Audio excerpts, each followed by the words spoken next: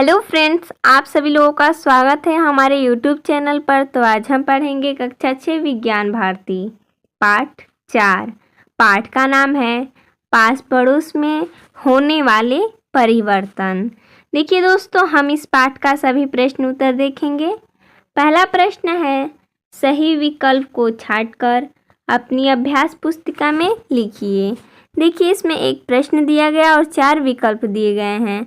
चारों में से कोई एक सही है, जिन्हें छांटकर हमें अपनी अभ्यास पुस्तिका में लिखना है।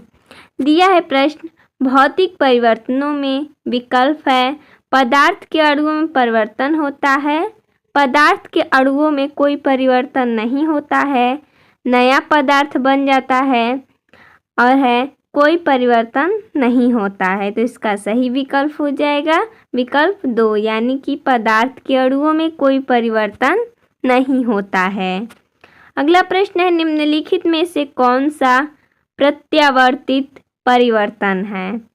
विकल्प है दूध का फट जाना, मोम का पिघलना, मोमबत्ती का जलना, सब्जी का पकना। तो इसका सही विकल्प हो जाएगा मोम का पिघलना। अगला है ज्वालामुखी का फूटना। विकल्प है मंद परिवर्तन है, अनुकूल परिवर्तन है, प्रत्यावर्तित परिवर्तन है, अनियमित परिवर्तन है। तो इसका सही विकल्प हो जाएगा अनियमित परिवर्तन है। अगला प्रश्न है, रिक्त स्थानों की पूर्ति अपनी अभ्यास पुस्तिका में कीजिए। देखिए, हमने यहाँ पर पूर्ति करके दिखाया है। जो नीले रंग में लिखा है यहाँ पर रिक्त स्थान था, हमने यहाँ पर पूर्ति करके दिखाया है। प्रश्न है, गिलास का टूटना परिवर्तन है।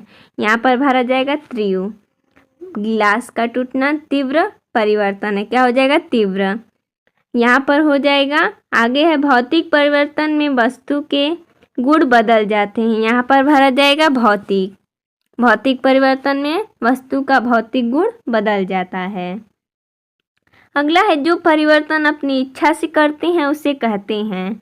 यहाँ पर भरा जाएगा नियंत्रित परिवर्तन। आगे है घड़ी के पेंडुलम का दोलन परिवर्तन है। यहाँ पर भरा जाएगा नियमित। अगला कह रहा है कि सही विकल्प के सामने सही तथा गलत विकल्प के सामने गलत का चिन्ह लगाइए। देखिए, यहाँ पर दिया है।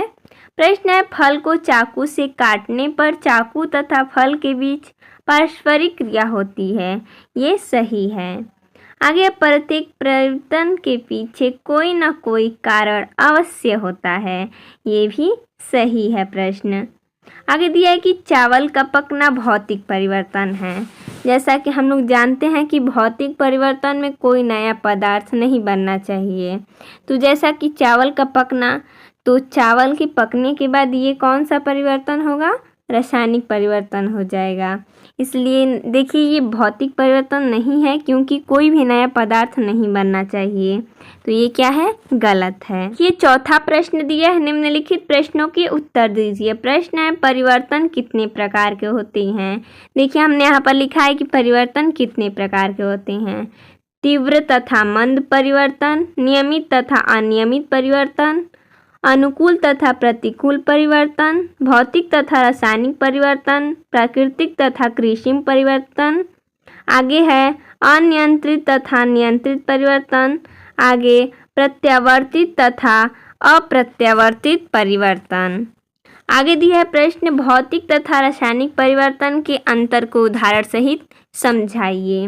देखिए, यहाँ पर भौतिक परिवर्तन, यहाँ पर रासायनिक परिवर्तन। भौतिक परिवर्तन में नया पदार्थ नहीं बनता है और रासायनिक परिवर्तन में नया पदार्थ बनता है। भौतिक परिवर्तन में पदार्थ के अणुओं की संरचना में कोई परिवर्तन नहीं होता है और रासायनिक परिवर्तन में पदार्थ के अणुओं की संरचना में परिवर्तन होता है। आगे भौतिक परिवर्तन में इसमें पूर्ण पदार्थों को प्राप्त किया जा सकता है और रासायनिक परिवर्तन में पूर्ण पदार्थों को प्राप्त नहीं किया जा सकता। इसका हमने उदाहरण लिया है। भौतिक परिवर्तन का उदाहरण हो जाएगा मोम का पिघलना और रासायनिक परिवर्तन दूध से दही बनना। अगला प्रश्न दिया है ऊष्मा अवशोषित होने वाले 2 परिवर्तन लिखें। यहाँ पर हमने लिखा है पानी में नौसादर तथा ग्लूकोज जीभ पर रखने से ऊष्मा अवशोषित होती है। तो देखिए दोस्तों, इसमें इतना ही प्रश्न दिया था। तो मिलते हैं नेक्स्ट वीडियो में, तब तक के लिए धन्यवाद दोस्तों।